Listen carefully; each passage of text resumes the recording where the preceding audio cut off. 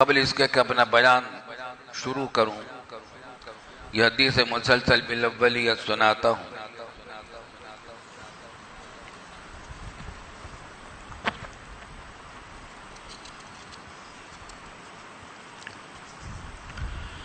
یہ حدیث مسلسل بالاولیت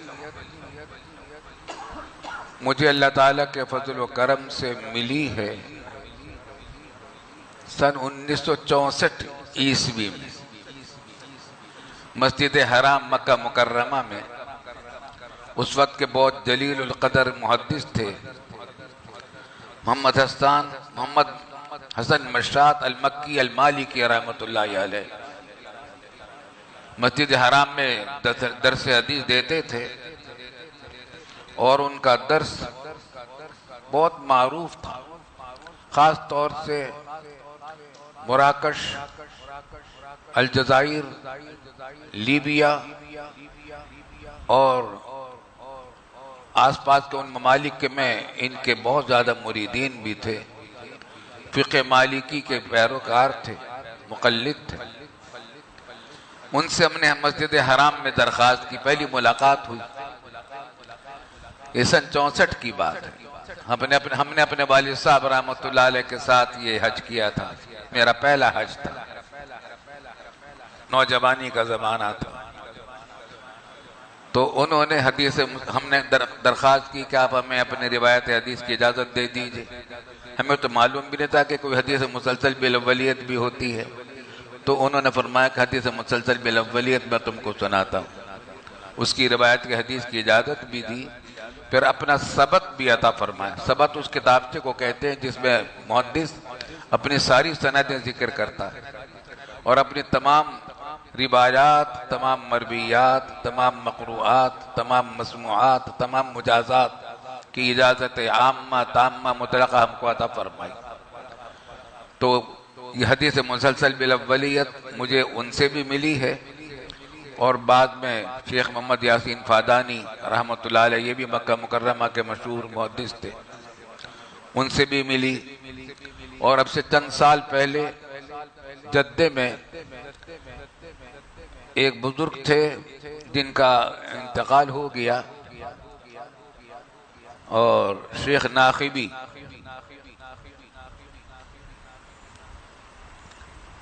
مجھے مکہ مکرمہ میں گیا ہوا تھا تو پتہ چلا کہ وہ جدے میں ہیں اور یمن کے مشہور عالم ہیں۔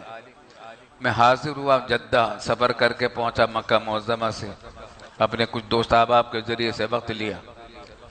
ان کی وسعت مجھے عمر بتائی گئی تھی 120 سال، ماشاءاللہ صحیح القوا تھے، اور انہوں نے بھی روایت حدیث کی اجازت دی اور اجازت مسلسل بالاولیت کی حدیث بھی اجازت دی۔ تو ان بزرگوں کے حوالے سے میں آپ کو حدیث مسلسل بالاولیت سناتا ہوں۔ ان تمام سندوں میں، ان تینوں بزرگوں میں سند عالی جو ہے شیخ محمد حسن مشات المکی المالکی رحمۃ اللہ علیہ کی ہے۔ ان کی سند سے یہ حدیث میں آپ کو سناؤں گا۔ حضرت سفیان بن عیینہ رحمۃ اللہ علیہ سے لے کر ہم تک یہ سند تسلسل کے ساتھ، اولیت کے ساتھ آئی ہے، لیکن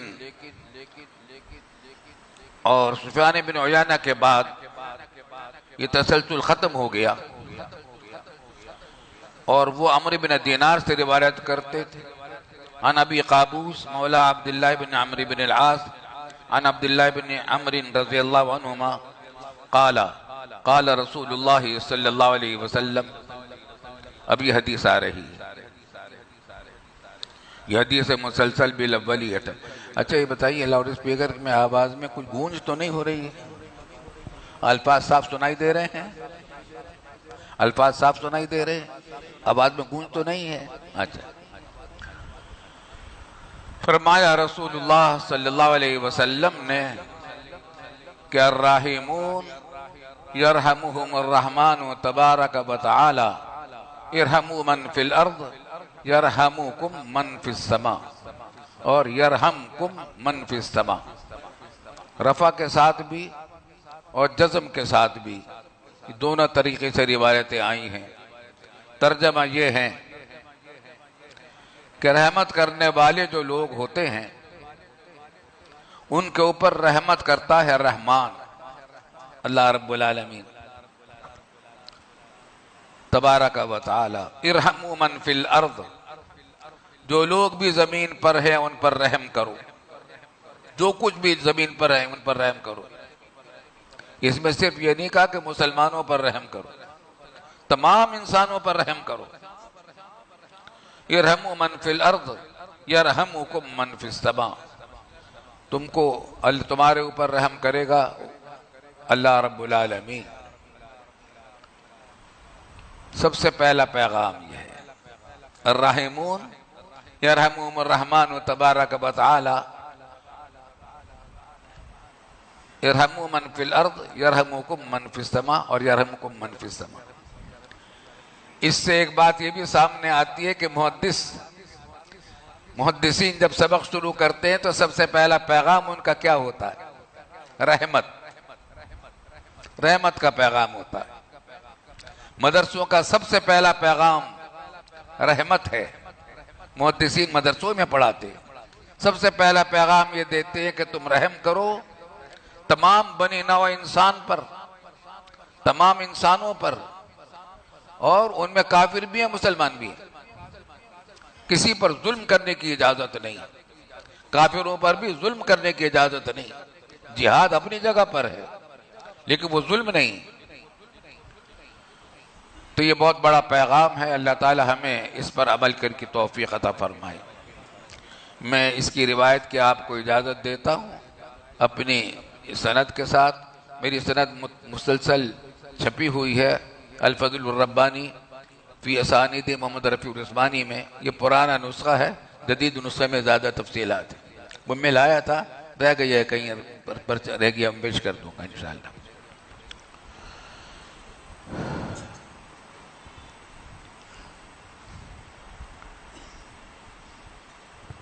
ابھی مولانا زاہد صاحب اللہ تعالیٰ ان کے علم و عمل میں عمر میں برکت دے،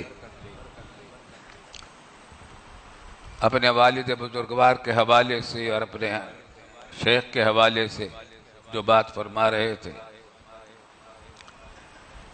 خیال ہوا کہ پہلے آپ کو وہ بات بھی اسی سلسلے کی ایک بات عرض کر دوں۔ اچھا ہو سکتا ہے کہ میری باتوں میں ربط نہ ہو سکتا ہے، جو میں نے دعا یہ کی ہے کہ اللہ تعالیٰ جو بھی بات بہتر ہو دل میں ڈال دے، وہ آپ سے کہہ دوں۔ تو ایک بات دل میں آئی، مولانا زاہد الراشدی صاحب، مولانا زاہد صاحب کی فرمانے کے مطابق اپنا واقعہ سنا۔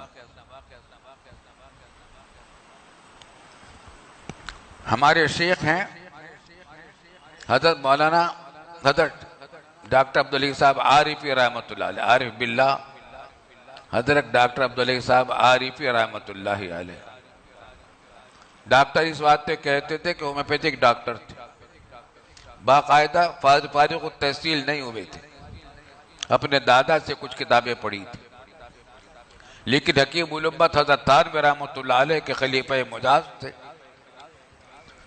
اور ان کے ملفوظات اور مواعظ اتنے یاد تھے ان کو کہ ہمارے والد صاحب رحمۃ اللہ علیہ بھی عام طور سے تقریبات میں نہیں جاتے تھے شادی بیاہ کے، لیکن جب معلوم ہوتا تھا کہ ڈاکٹر صاحب اس تقریب میں آنے والے ہیں تو والد صاحب بھی جاتے تھے، ہمیں بھی لے کے جاتے تھے، اور فرماتے تھے ہم تو اس واسطے آئے ہیں کہ آپ سے اپنے حضرت کی کچھ باتیں سنیں گے، اور وہ بھی یہ کہا کرتے تھے کہ میں تو اس وجہ سے آ جاؤں کہ آپ سے حضرت سے کچھ باتیں سنوں گا۔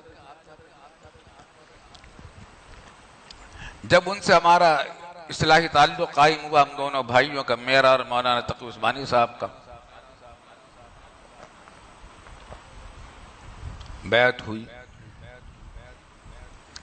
کچھ عرصے کے بعد فرمانے لگے بھئی آپ دونوں بھائی تقریریں نہ کیا کریں۔ اس زمانے میں ہماری تقریریں بہت ہوتی تھی، جلسے بہت ہوتے تھے، سیرت طیبہ کا جلسہ ہے، عاشورہ کا جلسہ ہے، اور محرم کا جلسہ، اور شب برات کے جلسے ہیں، اور فلاں ہیں فلاں ہیں۔ اخبارات میں اشتہارات بھی چھپتے تھے، تقریریں بھی، آئے دن اشتہار چھپتے تھے، فلاں بیان ہوگا، فلاں بیان ہوگا۔ فرمایا بھئی آپ تقریریں نہ کیا کریں، وجہ بھی کچھ نہیں بتائی۔ ہم نے کہا ٹھیک ہے۔ ہر پیر کو مجلس ہوتی تھی، اگلے پیر کو حاضر ہوئے، پھر فرمایا بھئی آپ، بڑا پیارا انداز تھا ان کا، بھئی آپ دونوں بھائی تقریریں نہ کیا کریں۔ ہم نے کہا ٹھیک ہے۔ اس کے بعد پھر یہ ہوا کہ لوگ اصرار کر کے لیے آتے تھے کہ حضرت فلاں جگہ جلسہ صاحب تقریر کریں، ہم سے کہتے تھے کہ بھئی ہم تو نہیں کر سکتے۔ حضرت سے عرض کیا کہ حضرت لوگ اصرار کرتے ہیں، فرمایا کہ ان کو میرے پاس بھیج دیا کرو، ان سے کہہ دو میں نے منع کیا ہے، اگر وہ زیادہ اصرار کریں میرے پاس بھیج دو، تقریر نہ کریں۔ ہم نے کہا ٹھیک ہے۔ ریڈیو والے آ گئے، اس زمانے میں ٹی وی تو تھا نہیں، ریڈیو پر تقریریں ہوا کرتی تھی ہماری۔ ریڈیو والے آ گئے کہ صاحب تقریر، ہم نے کہا ہم تو اپنے شیخ سے پوچھ کر بتائیں گے۔ حضرت سے پوچھا، حضرت فرمایا نہ وہاں بھی نہیں جانا، ریڈیو بھی تقریریں چھوڑ دو، وہ بھی چھوڑ دی۔ غرض تمام تقریریں چھوٹا دی، بڑی فرصت ملی، مدرسے کے کاموں میں بڑا موقع ملا کام کرنے کا۔ کچھ دن کے بعد فرمانے لگے کہ ذرا ٹھہر جانا، مغرب کے بعد۔ ہم دونوں بھائی ٹھہر گئے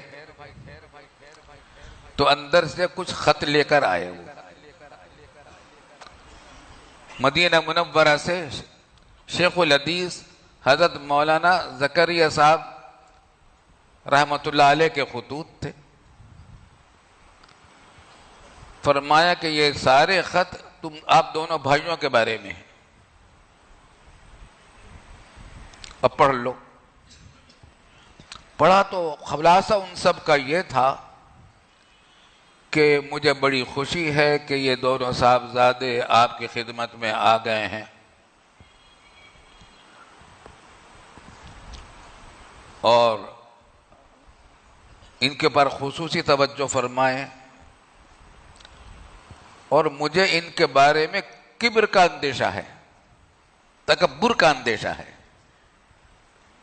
اور اندیشہ بجا تھا، کیونکہ عام طور سے بڑے بڑے لوگوں کے جو صاحبزادے ہوتے ہیں ان میں صاحبزادگی پیدا ہو جاتی ہے، وہ شہزادے ہو جاتے ہیں۔ پدرم سلطان بود کا زعم ہوتا ہے کہ ہمارے باپ فلاں تھے فلاں تھے، اپنی خوبیوں کو نہیں دیکھتے، باپ کی خوبیوں کو پر اتراتے ہیں، گھمنڈ کرتے ہیں۔ تو شاید اسی وجہ سے لکھا تھا کہ مجھے ان کے بارے میں کبر کا اندیشہ ہے۔ فرمایا ابھی آپ کو بلوغ نہیں ہوا، جب بلوغ ہوگا تو انشاءاللہ کسی کے روکے سے نہیں رکیں گے آپ حق بات کہنے سے، فی الحال آپ اس پر پابندی کریں۔ ہم نے کہا کہ والد صاحب رحمۃ اللہ علیہ دارالعلوم میں طلبہ سے خطاب فرمایا کرتے تھے، فرمایا کہ اس کی اجازت ہے۔ میں نے کہا کہ والد صاحب نے مجھے دارالعلوم کی جامع مسجد میں پہلے جمعہ کی نماز خود پڑھایا کرتے تھے اور بیان فرماتے تھے، آخر حیات میں مجھے مقرر کر دیا تھا، اور اسی طرح عیدین کی نماز پہلے خود پڑھایا کرتے تھے پھر مجھے مقرر کر دیا تھا، فرمایا اس کی بھی اجازت ہے، آپ کر لیا کریں، دارالعلوم کے احاطے سے باہر نہ تقریر کریں، دارالعلوم کے اندر کام کریں، ساری محنت، دارالعلوم بڑی امانت ہے آپ کے ذمہ، آپ کے والد نے چھوڑی ہے، آپ نے ساری توانائیاں آپ لگا کر دارالعلوم کو ٹھیک کریں، دارالعلوم کے تعلیم کو نظام کو ٹھیک کریں۔ اب وہ بات آ رہی ہے جو ابھی آپ مولانا زاہد صاحب فرما رہے تھے، 10 سال گزر گئے، الحمدللہ الحمدللہ 10 سال گزر گئے اسی پابندی پر، ہم دونوں بھائیوں نے پابندی کی، دارالعلوم سے باہر کوئی تقریر نہیں کی، کبھی کسی اجتماع میں نہیں گئے، کسی جلسے میں نہیں گئے۔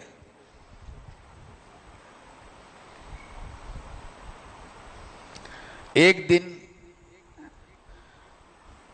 اس جامعہ کے بانی شیخ الحدیث حضرت مولانا نذیر احمد صاحب رحمۃ اللہ علیہ کا فون میرے پاس آیا فیصل آباد سے، ان کا بھی اصلاحی تعلق تھا حضرت سے، میرا بھی اصلاحی تعلق تھا، اور ہم سب کو ایک ساتھ ہی انہوں نے خلافت بھی عطا فرمائی تھی، مجاز بھی ایک سال بنایا تھا، مگر پابندی چل رہی تھی۔ تو شیخ الحدیث حضرت مولانا نذیر احمد صاحب رحمۃ اللہ علیہ کا فون آیا میرے پاس اور فرمایا کہ بھائی جامعہ امدادیہ میں ہم جلسہ کر رہے ہیں تو دل چاہتا ہے کہ آپ آ جائیں اور اس میں بیان کریں، آپ کا بیان ہو جائے۔ میں نے کہا آپ کو تو معلوم ہے کہ ہم پر پابندی ہے۔ فرمایا کہ آپ راضی ہو جائیں تو میں بات کر لوں گا حضرت سے۔ میں نے کہا میں راضی وازی کچھ نہیں ہوتا، میں نہیں کہتا کہ آپ حضرت سے بات کریں، لیکن کرنا چاہیں تو کر لیں، میں نہیں کہتا۔ فرمایا کہ ہاں میں بات کر لوں گا، مگر میں نے کہا آپ قید دیجیے، یا آپ اپنی طرف سے بات کر رہے ہیں، میں نہیں آپ سے کہتا کہ بات کریں۔ انہوں نے بات کر لی ہوگی۔ جب پیر کو حاضر ہوئے تو فرمانے لگے حضرت بھئی مولوی نذیر کا فون آیا تھا، مولوی نذیر احمد کا، بھئی اپنے آدمی ہیں ماشاءاللہ، اپنے آدمی ہیں، وہ آپ کو بلانا چاہتے ہیں۔ میں نے کہا میرے بات بھی بنا، بھئی چلے جاؤ ان کے ہاں، چلے جاؤ۔ مجھے تعجب ہوا کہ کیسی اجازت دے رہی، بھئی چلے جاؤ اپنے آدمی ہے۔ ابھی بہت دن تھے جانے میں، کئی دن پہلے کی تھی بات تھی۔ اس کے بعد پھر نصیحتیں کرنی شروع کی، سفر میں جاؤ گے تو یہ دعائیں پڑھنا ہے، فلاں کرنا۔ اور تقریر کے بارے میں جو خاص بات فرمائی وہ یہ فرمائی کہ دیکھو اب تم تقریر کرنے جا رہے ہو اور تقریروں کا سلسلہ اب چلے گا، دو باتوں کے تم سے کہتا ہوں، فرمائشی تقریریں کبھی نہ کرنا، فرمائشی تقریریں کبھی نہ کرنا کہ فلاں موضوع پر تقریر کر دیجئے، اور رسمی تقریریں کبھی نہ کرنا کہ صاحب ہم کسی مدرسے میں آئے ہیں، تعریفیں کر رہے ہیں، فلاں فلاں فلاں، ہمیں بلایا، شکریہ بہت بہت۔ رسمی تقریریں کبھی نہ کرنا، فرمائشی تقریریں کبھی نہ کرنا۔ جہاں جاؤ یہ دیکھو کہ زخم کہاں ہے، جہاں زخم ہے وہاں مرہم لگاؤ، جہاں زخم ہے وہاں مرہم لگاؤ۔ اس دن سے تقریر کا آغاز ہوا۔ یہاں آ کر میں نے تقریر کی۔ میں نے حضرت مولانا نذیر احمد صاحب سے عرض کیا کہ میں اس سے پہلے بھی بھگت چکا ہوں، پنجاب میں اپنی تقریریں میں نے کی ہیں، بھگت چکا ہوں۔ یہاں ہم جیسے لوگوں کی تقریر سننے کے لیے کوئی تیار نہیں ہوتا۔ یہاں تو تقریریں چاہیے مکے دکھانے والوں کی، مکے دکھائیں، نعرے لگوائیں اور گا گا کر شعر سنائیں۔ تو ہم جیسے لوگوں کی، سیدھے سادھے لوگوں کی تقریر سنتے ہی نہیں۔ ایک دو مرتبہ کوشش کر چکے تھے، کبھی پچھتائے تھے آخر تک کیوں آئے تھے یہاں تقریر کرنے۔ کوئی سو رہا تھا، کوئی اونگ رہا تھا۔ تو میں نے حضرت شیخ الحدیث صاحب رحمۃ اللہ علیہ سے ذکر کی کہ بھئی ہم تو پنجاب میں آپ تقریر کروا رہے ہیں، ہماری تقریر کون سنے گا؟ کہنے لگا آپ دیکھیے، ہم نے یہاں لوگوں کا ذہن بنایا ہے، یہ کمال ہے ان کا۔ فرمایا کہ ہم نے یہاں لوگوں کا ذہن بنایا ہے، آپ دیکھیں گے اس اجتماع کو دیکھ کر خوش ہو جائیں گے۔ اور پھر واقعتاً یہی ہوا۔ جمعہ کی نماز سے پہلے تقریر نہیں تھی۔ عام طور سے جمعہ سے پہلے اس باتیں رکھی جاتی ہے کہ لوگ مجبور ہیں جمعہ کی نماز پڑھ کے تو جانا ہے ہی، جمعہ کی نماز سے پہلے تو جا نہیں سکتے، تقریر سننی پڑے گی۔ انہوں نے تقریر رکھی نماز جمعہ کے بعد، اور اتنا بھرپور اجتماع ہوا کہ پورا مجمع اسی طرح بھرا ہوا تھا، اور میری تقریر شاید 1-1.5 گھنٹہ ہوئی ہوگی۔ شاذ و نادر ہی کوئی اٹھ کر گیا ہوگا۔ مجھے حیرت ہوئی کہ انہوں نے کیسے ذہن سازی کی ہے اس عرصے کے اندر، یہاں یہ انقلاب آیا ہے یہاں پر۔ اس کے بعد پھر الحمدللہ یہاں بار بار آنے کا سلسلہ جاری رہا ہے، اور تقریباً جب تک وہ حیات رہے ان کی زندگی میں بھی ہر سال آتا رہا ہوں۔ اس کے بعد بھی اپنے صاحبزادگان کی دعوت پر میں آتا ہوں تو اپنے لیے بڑی سعادت سمجھتا ہوں۔ مگر اس واقعے میں بھی بڑی عبرتیں ہیں۔ شہرت کا شوق خطرناک ہے۔ حدیث میں آتا ہے کہ کفا بالمری من الشر ان یشار الیہ بالاصابع، آدمی کو شر میں مبتلا ہونے کے لیے اتنا کافی ہے کہ لوگ انگلیوں سے اشارہ کیا کرے کہ فلاں مولانا صاحب جا رہے ہیں. اس سے بڑائی پیدا ہوگی، تکبر پیدا ہوگا، شہرت کا شوق ہوگا. تو اس سے بچنا چاہیے. اللہ تعالی ہمیں اس کی حفاظت فرمائے.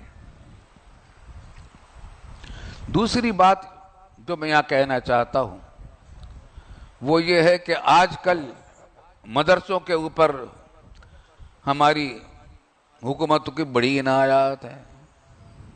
ان کو ساری دہشت گردی مدرسوں میں نظر آتی ہے. جہاں سے دہشت گرد تیار ہوتے ہیں ان پر ہاتھ نہیں ڈالتے. جہاں کوئی دہشت گرد نہیں ہوتا ان کے اوپر طرح طرح کی بندشیں ہیں.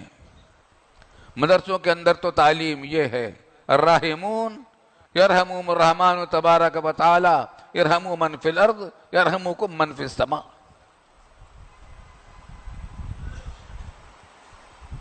ایک بات ہوئی ہے، دشمن نے پاکستان کے اوپر گھیرا ڈالا ہے، بھارت اس میں پیش ہے اور مغربی بعض ممالک بھی پیش ہیں. ان کو پاکستان ایک نظر نہیں بھاتا. مغربی ممالک کے جتنے پاکستان کے دشمن لوگ ہیں ان کی دشمنوں کی بڑی وجہ دو ہے. ایک یہ کہ پاکستان کے پاس الحمدللہ تمام ممالک اسلامیہ میں صرف پاکستان وہ ملک ہے جس کے پاس ایٹم بم موجود ہے. اللہ کے فضل و کرم سے پاکستان ایٹمی طاقت ہے اور قابل فخر ہے. الحمدللہ. اور یہ در حقیقت ہمارے سائنسدانوں کا بہت بڑا کارنامہ ہے. انہوں نے پوری امت اسلامیہ کی طرف سے فرض کفایہ ادا کیا ہے. قرآن حکیم نے حکم دیا تھا کہ وَأَعِدُّوا لَهُم مَّا اسْتَطَعْتُم مِّن قُوَّةٍ، تم دشمنوں کے لیے تیار کرو جو قوت بھی تم سے ہو سکے. تلواروں کا ذکر نہیں ہے، نیزوں کا ذکر نہیں ہے.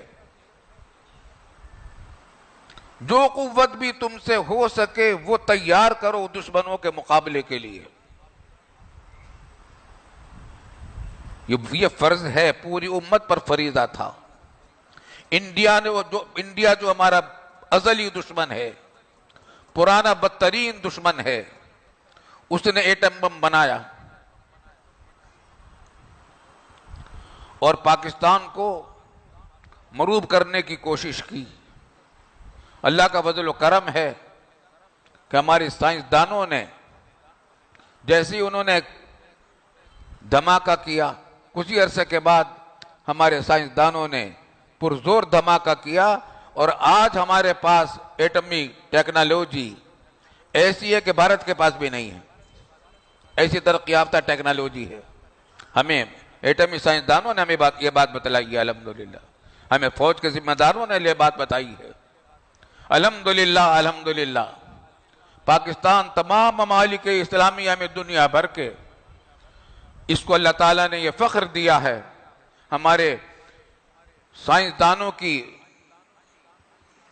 دین پروری اور فرض کفایہ کی ادائیگی کے جذبے کے ذریعے کہ ہم ایک ایٹمی طاقت ہے.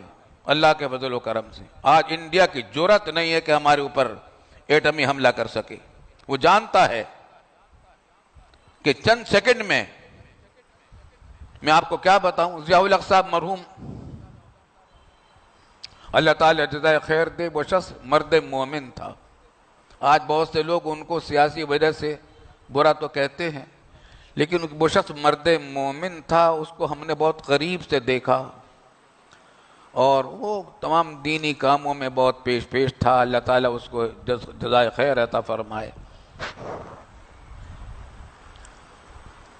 خبریں آ رہی تھیں کہ انڈیا حملہ کرنے والا ہے پاکستان پر.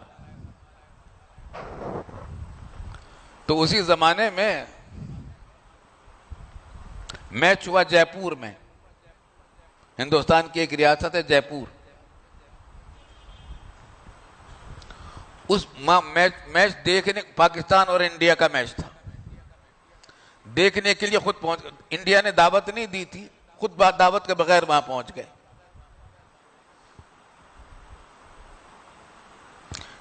راجیو گاندھی وزیر اعظم تھا، اس کو استقبال کرنا پڑ گیا. اس کا جو سیکرٹری تھا، پروٹوکول کا ذمہ دار بھی وہی تھا، اس کا مضمون میں نے پڑھا ہے، اس کی تصویر بھی ہم نے دیکھی. تو وہ کہتا ہے کہ پتہ نہیں ضیاء الحق صاحب کس مٹی کے بنے ہوئے تھے، ایسا سخت آدمی میں نے نہیں دیکھا. سب سے مسکرا کر باتیں کر رہے تھے. راجیو گاندھی سے مصافحہ کیا تو مسکرا کر کیا اور کہا کہ راجیو صاحب ایک بات کہتا ہوں، اگر حملہ کرو گے ایٹمی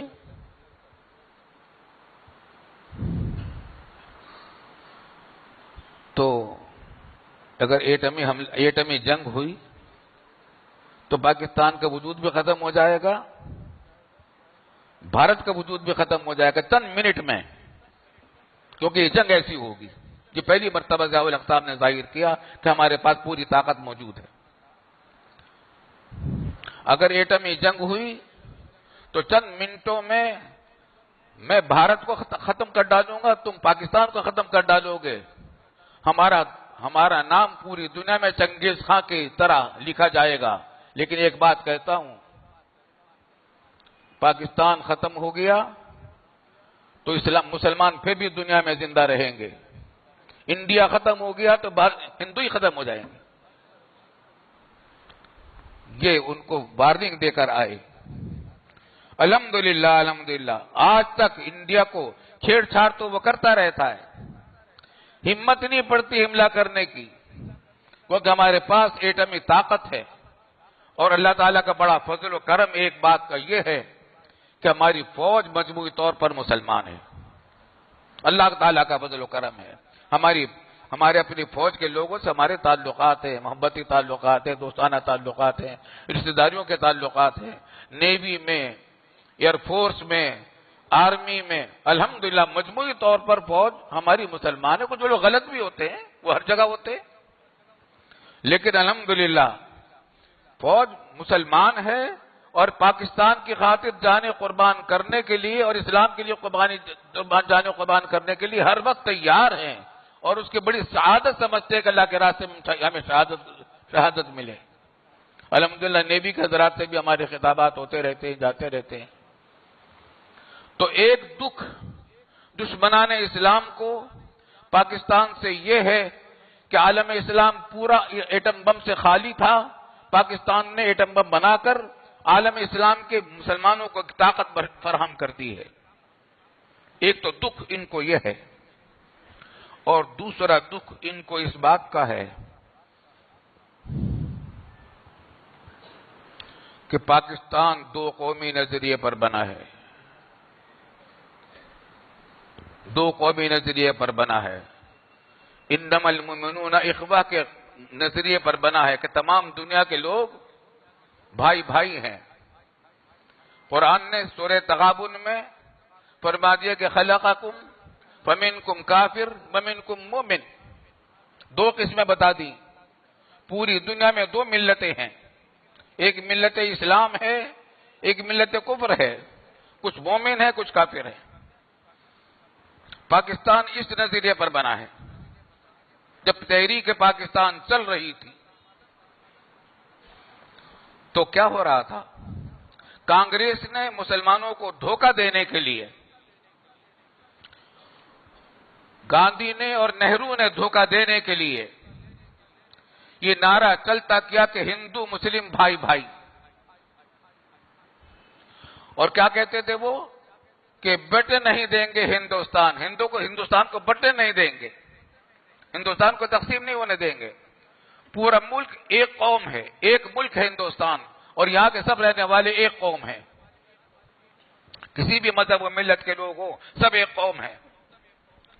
لیکن حکیم الامت حضرت تھانوی رحمۃ اللہ علیہ نے سب سے پہلے، اور اس کے کچھ ہی بعد علامہ اقبال مرحوم نے یہ بات کہی کہ مسلمان اور کافر ایک قوم نہیں ہو سکتے، ایک بھائی بھائی نہیں ہو سکتے.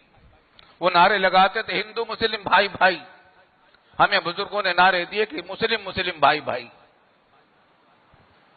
یہ تحریک چلی ہندوستان میں، اور اسی نظریے پر پاکستان بنا. اور پاکستان بنا تو اس کا نعرہ کیا ہے کہ دنیا بھر کے مسلمان ایک قوم ہیں، ایک ملت ہیں. بات لمبی ہو رہی ہے، مگر اچھا ہے جب بات آ گئی تو ذرا کچھ تھوڑی سی اور تفصیل ہو جائے. میری عمر اب 83 سال ہو کر 84واں سال شروع ہو گیا. تحریک پاکستان میں اس نسل سے میرا تعلق ہے جس نے پاکستان کو صرف بنتے ہوئے دیکھا ہی نہیں ہے، بنتے ہوئے بھی دیکھا، لیکن تحریک پاکستان میں حصہ بھی لیا ایک اپنی عمر کے اعتبار سے. جب ہجرت کر کے ہم پاکستان آئے ہیں، پاکستان بنا ہے سن 1947 میں، 14 اگست 1947 میں. ہم مئی میں پاکستان آئے ہیں ہجرت کر کے 7-8 مہینے کے بعد. اس وقت میری عمر کا 12واں سال چل رہا تھا، اور دارالعلوم دیوبند کا میں طالب علم تھا. میں نے 14 پارے دارالعلوم دیوبند میں حفظ کیے تھے.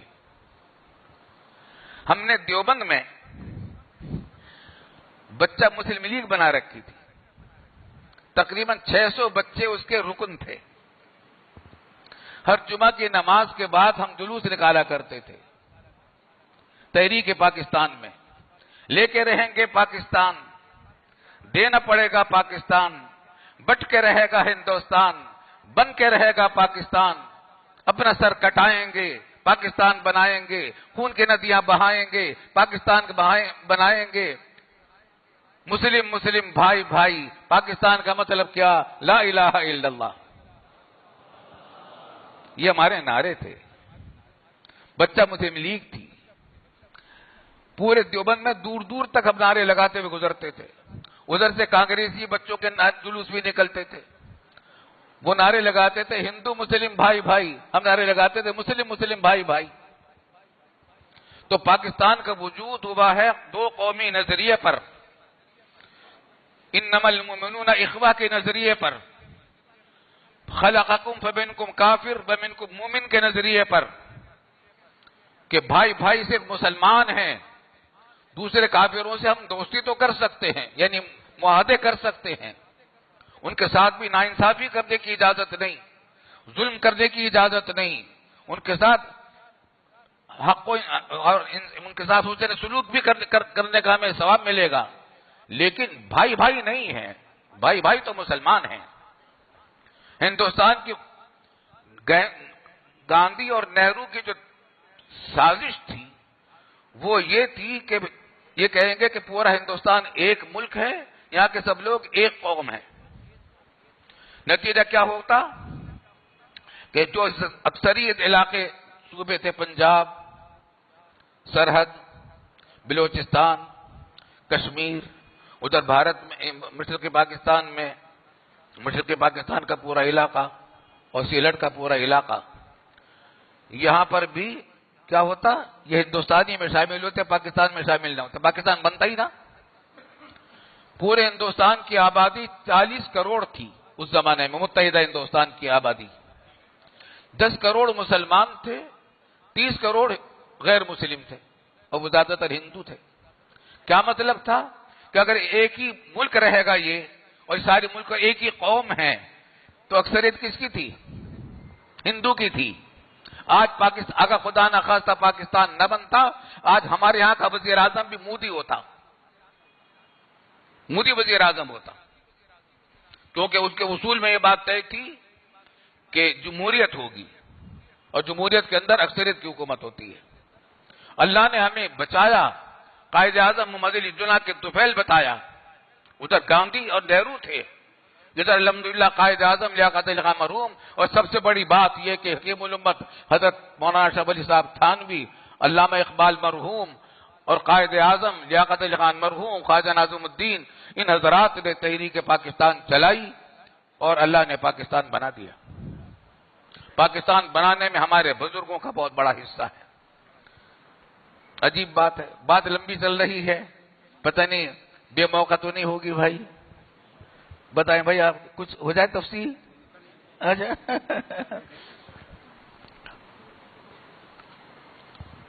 عجیب عجیب سیاسی حربے ہوتے ہیں. جب پاکستان کی مخالفت ہو رہی تھی تو جو پاکستان کے مخالف تھے وہ کہتے تھے تمام ہندوستان کے لوگ ایک قوم ہیں. جب یہ بات طے ہو گیا الحمدللہ، مسلمانوں کا مطالبہ تسلیم کر لیا گیا کہ اکثریتی علاقوں میں پاکستان بنے گا اور اکثریتی علاقے جہاں جہاں بھی ہیں وہاں مسلمانوں کی حکومت ہوگی.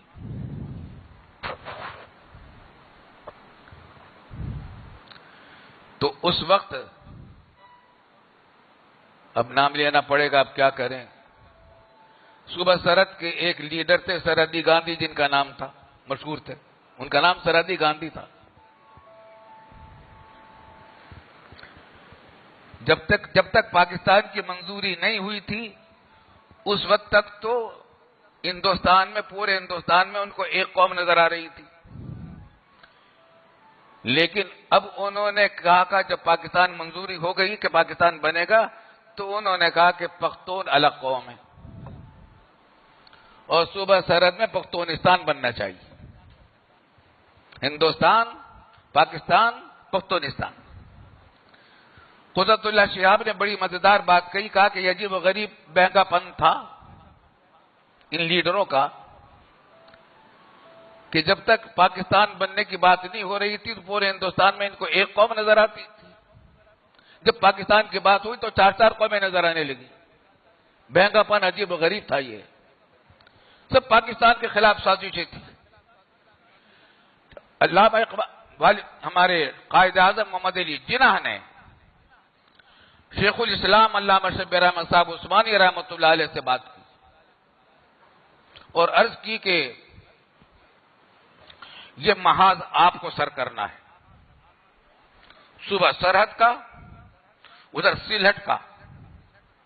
یہ علماء ہی حل کر سکتے ہیں، ہمارے بس کا کام نہیں ہے. آپ صوبہ سرحد میں کے لوگوں کو بتائیں کہ پاکستان کی کیا خوبیاں ہیں، کیوں ضرورت ہے اور پختونستان کیوں صحیح نہیں ہے. ادھر سلہٹ میں بھی ریفرنڈم ہونے والا تھا، طے یہ ہوا کہ ریفرنڈم ہوگا. صوبہ سرحد میں بھی ریفرنڈم ہوگا، سلہٹ میں بھی ریفرنڈم ہوگا. عوام سے پوچھا جائے گا، صوبہ سرحد کے لوگوں سے، کہ تم پختونستان بنانا چاہتے ہو یا پاکستان میں شامل ہونا چاہتے ہو. سلہٹ والوں سے پوچھا جائے گا کہ تم الگ ملک بنانا چاہتے ہو یا پاکستان میں شامل ہونا چاہتے ہو. تو اس محاذ کو ہمارے بزرگوں نے سنبھالا. شیخ الاسلام علامہ شبیر احمد صاحب عثمانی رحمۃ اللہ علیہ نے صوبہ سرحد کا محاذ سنبھالا. ہمارے والد ماجد مفتی اعظم پاکستان حضرت مولانا مفتی محمد شفیع صاحب رحمۃ اللہ علیہ بھی ان کے ساتھ رہے.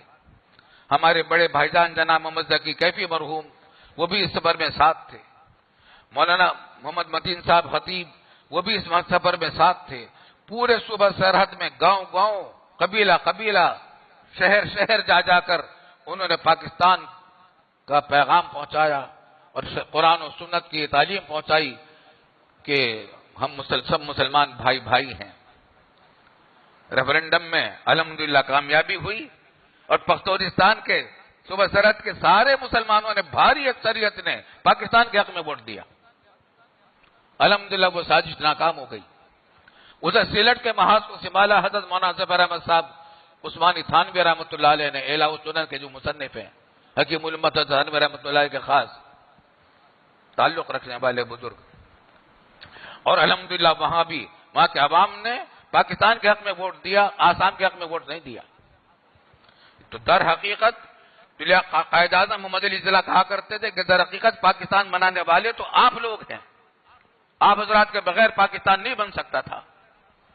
یہی وجہ ہے کہ 14 اگست کو جب پاکستان کے آزاد فضا میں پاکستان کا پرچم پہلے دن لہرایا گیا، دارالحکومت کراچی تھا اس وقت، کراچی کو بنایا گیا اسی وقت، تو قائد اعظم محمد علی جناح نے علامہ شبیر احمد صاحب عثمانی رحمۃ اللہ علیہ سے درخواست کی کہ جھنڈا آپ لہرائیں گے پاکستان کا سب سے پہلے۔ چنانچہ پاکستان کا جھنڈا سب سے پہلے علامہ شبیر احمد صاحب عثمانی نے لہرایا، اور ڈھاکہ میں پاکستان کا جھنڈا سب سے پہلے حضرت مولانا ظفر احمد صاحب تھانوی عثمانی رحمۃ اللہ نے لہرایا۔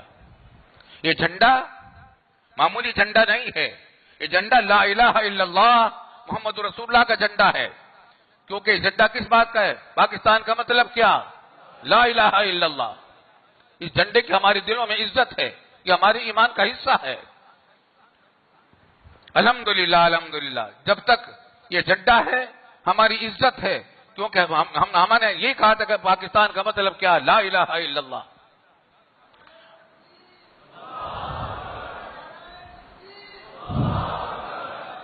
اللہم لک الحمد و لک الشکر۔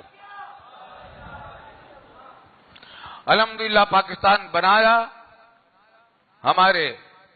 اچھا کیا ہوتا تھا، بعض لوگ جو پاکستان کے مخالف تھے یوں کہا کرتے تھے میاں قائد اعظم تو داڑھی منڈے اور فلاں ہیں، مگر ان سے پوچھے کہ گاندھی کیسا ہے، نہرو کیسا ہے؟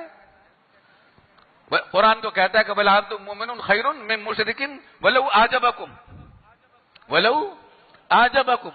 وَلَعَبْدٌ مُؤْمِنٌ خَيْرٌ مِّن مُشْرِكٍ وَلَوْ أَعْجَبَكُمْ۔ لوگ مقابلہ کرتے قائد اعظم کا گاندھی سے، تو بتاؤ بھائی گاندھی اچھا تھا یا قائد اعظم اچھے تھے؟ وہ چاہے نماز نہ پڑھتے ہوں گے یا نہیں پڑھتے ہوں گے اس کا بھی بتاؤں گا میں، لیکن گاندھی سے تو بہتر تھے۔ قرآن نے کہا کہ وَلَعَبْدٌ مُؤْمِنٌ خَيْرٌ مِّن مُشْرِكٍ وَلَوْ أَعْجَبَكُمْ۔ تو یہ بھی بات ہے ساتھ ساتھ۔ الحمدللہ پاکستان بنا، اللہ نے توفیق دی قائد اعظم محمد علی جناح کو کہ انہوں نے یہ تحریک چلائی۔ کیا بعید ہے کہ اللہ تعالیٰ ان کو اسی تحریک کے نتیجے میں نواز بھی دیں اور وہاں ان کی مغفرت فرما دے۔ بہرحال یہ پاکستان دو قومی نظریے کی بنیاد پر بنا۔ تو دوسری بات جو دشمنان اسلام کو کھلتی ہے اور ہضم نہیں ہو کر دیتی، وہ پاکستان کی یہ اسلامی قومیت کا نظریہ ہے۔ کیونکہ اس نظریے کا کیا حاصل ہے کہ افریقہ میں اگر کوئی تحریک چلتی ہے مسلمانوں کی، ہماری تحریک ہے۔ ہندوستان میں مسلمانوں پر کوئی ظلم ہوتا ہے تو وہ ہم پر ظلم ہو رہا ہے۔ مقبوضہ کشمیر میں مسلمانوں پر ظلم ڈھایا جا رہا ہے، ہم پر ظلم ہو رہا ہے۔ فلسطین میں مسلمانوں پر ظلم ہو رہا ہے تو وہ ہم پر ظلم ہو رہا ہے۔ پوری ایک قوم ہے، پوری ایک ملت ہے۔ وَالْعَبْدُ إِنَّمَا الْمُؤْمِنُونَ إِخْوَةٌ۔ یہی وجہ ہے کہ پاکستان جب بنا تو کروڑوں کی تقریباً 1 کروڑ آدمی ہجرت کر کے پاکستان آئے ہیں۔ اگر پاکستان نہ بنتا آج وہاں قتل عام مسلمانوں کا اسی طرح ہوتا رہتا جیسا کہ اس وقت شروع ہوگا۔ فوراً پاکستان بنتے ہی انہوں نے قتل عام شروع کر دیا ہندوؤں نے۔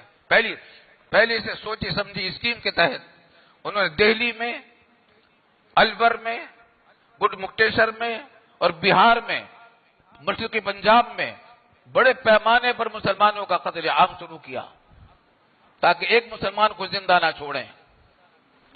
چنانچہ ہمارے سامنے کے سارے واقعات ہیں، سارے واقعات ہمارے سامنے کے، ہم دیوبند میں تھے۔ قتل عام مسلمانوں کا ہوا۔ پنجاب کے اندر ان کی کوشش یہی تھی کہ کوئی مسلمان زندہ نہ بچے۔ دہلی کے اندر بھی یہی کوشش تھی۔ دہلی سے اسپیشل ٹرینیں چلتی تھیں مہاجرین کو لے کر جو اپنی جانیں بچا کر نکلنا چاہتے تھے یہاں سے، تو یہ بھی ہوتا تھا کہ لاہور کے ریلوے اسٹیشن پر زندہ شاذ و نادر ہی کوئی پہنچتا تھا، ورنہ ہڈیاں اور گوشت پہنچتا تھا یہاں۔ 1 کروڑ کے قریب مسلمانوں نے ہجرت کی اور کتنے لاکھوں شہید ہو گئے، عورتیں، بچے، بوڑھے، انہوں نے شہادت دی، شہید ہو گئے، لیکن بنا تو مل گئی پاکستان میں۔ اگر پاکستان نہ ہوتا تو آج یہاں بھی وہی قتل عام ہو رہا ہوتا جیسا مقبوضہ کشمیر میں، وہاں اکثریت مسلمانوں کی قتل عام ہو رہا ہے۔ مودی کی حکومت ہوتی تو ایک بات یہ ہوئی۔ پھر پاکستان بننے کے بعد برما کے اندر انقلاب آیا، وہاں کی کمیونسٹ حکومت نے مسلمانوں پر ظلم ڈھائے، وہاں سے ہزاروں لاکھوں مسلمان ہجرت کر کے پاکستان آئے ہیں، پاکستان نے ان کو پناہ دی۔ افغانستان پر روس نے حملہ کیا، 30 لاکھ مہاجرین کو افغانستان کے پاکستان نے پناہ دی، اور موجودہ دور میں بھی پناہ ان کو مل رہی، تو کہاں سے مل رہی؟ پاکستان میں مل رہی ہے۔ خلاصہ یہ کہ پاکستان کا نعرہ چونکہ یہ ہے کہ تمام دنیا کے مسلمان ایک ہیں، اس واسطے ان کو ہر وقت یہ ڈر لگا ہوا ہے دشمنان اسلام کو کہ کسی وقت پاکستان ان کا رہنما اور قائد نہ بن جائے۔ دو خطرے ہیں، دو وجہ سے پاکستان ان کو نہیں کھپتا۔ ایک یہ کہ ہمارے پاس الحمدللہ ایٹمی طاقت ہے اور کامیاب طاقت ہے، پرزور طاقت ہے، اور دوسرے یہ کہ ہم پوری دنیا کے مسلمانوں کو ایک قوم سمجھتے ہیں، ایک ملت سمجھتے ہیں، اور پاکستان ان سب کو اپنا بھائی سمجھتا ہے۔ وہ جانتے ہیں کہ پاکستانی ہر جگہ جب بھی کبھی تحریک چلتی ہے دنیا بھر میں، پاکستان سے ہمیشہ الحمدللہ بھی ہے، اقوام متحدہ کے پلیٹ فارم پر ہو یا کہیں بھی ہو، جہاں کہیں بھی کوئی مسلمانوں کا مسئلہ پیش آئے گا، پاکستان ہمیشہ مسلمانوں کا غیر مسلموں کے ساتھ پیش آئے گا، پاکستان ہمیشہ مسلمانوں کا ساتھ دیتا ہے۔ تو بھئی ہمارا یہ پاکستان ایسی آسانی سے نہیں بن گیا، پاکستان بڑی مشقتوں سے بنا ہے، اور اسلام سے ڈرنا نہیں چاہیے۔ اسلام رحمت ہے، یرحم من فی الارض یرحمکم من فی السماء۔ اگر اسلامی تعلیمات آئیں گی ہمارے مدرسوں سے یہ پیغام پہنچے گا۔ یہ تو دشمنوں نے گھیرا ڈالا ہے پاکستان پر، اسلام کو بدنام کرنے کے لیے، جہاد کو بدنام کرنے کے لیے، پاکستان کو بدنام کرنے کے لیے دہشت گردوں کو اپنا ذریعہ بنایا اور طالبان ان کا نام رکھ دیا۔ یہ ظالمان ہیں جنہوں نے حملے کیے پاکستان میں مسلمانوں پر، پاکستان کے شہروں پر، بے گناہوں کے اوپر حملے کیے۔ یہ دہشت گرد ہیں، دوسرے ملکوں کے اعلی کار ہیں، مجاہد نہیں ہیں۔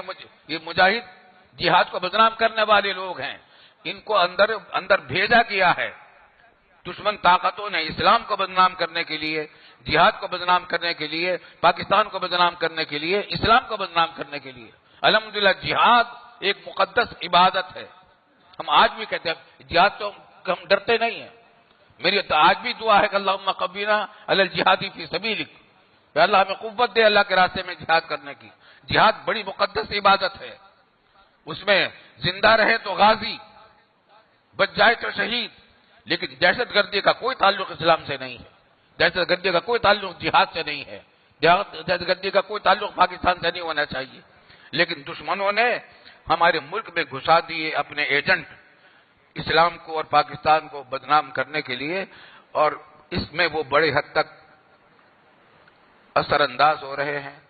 باہر سے انہوں نے گھیرا ڈالا، دوسرے ملکوں کے ساتھ مل کر، باہری غیر ملکی طاقتیں مل کر پاکستان کے خلاف محاذ بنا رہی ہیں، اور اندر ہمارے ملک کے اندر ایسے لوگوں کو بھیج دیا جو جگہ جگہ امن و امان کا مسئلہ پیدا کر رہے ہیں۔ آج ہم سیکورٹی کے مسائل میں کتنے پریشان ہیں، امن و امان کا خاتمہ ہو چکا، ہر شخص کو جان و مال اور آبرو کی حفاظت کی فکر ہے۔ وجہ کیوں ہے؟ اگر راحمون یرحمہم الرحمن تبارک و تعالی پر عمل ہوتا تو کبھی یہ بات نہ ہوتی۔ افسوس کی بات یہ ہے کہ ہماری حکومتوں نے پاکستان کی تاریخ کو نہ پڑھایا بچوں کو، پاکستان کا مزاج نہ بنایا۔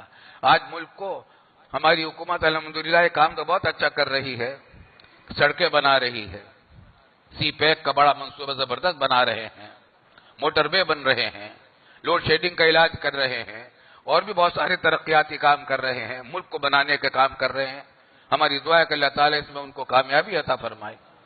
لیکن یہ سب ملک کو بنانے کے والے کام ہیں، قوم کو بنانے والے نہیں ہیں۔ قومی زبان کو بالکل بائیکاٹ کر رکھا ہے، قومی زبان کہیں نظر نہیں آتی، قومی لباس کو بیکار بالکل چھوڑ رکھا ہے، انگریزی لباس ہے، انگریزی زبان ہے، کلچر انگریزی ہے، حالانکہ قوم جو بنتی ہے قومی شعور سے بنتی ہے، ان کی اپنی قومی زبان کی عزت ہوتی ہے، اپنے کلچر کی عزت ہوتی ہے، اپنے لباس کی عزت ہوتی ہے، اپنے مذہب کی، اپنے تعلیم کی۔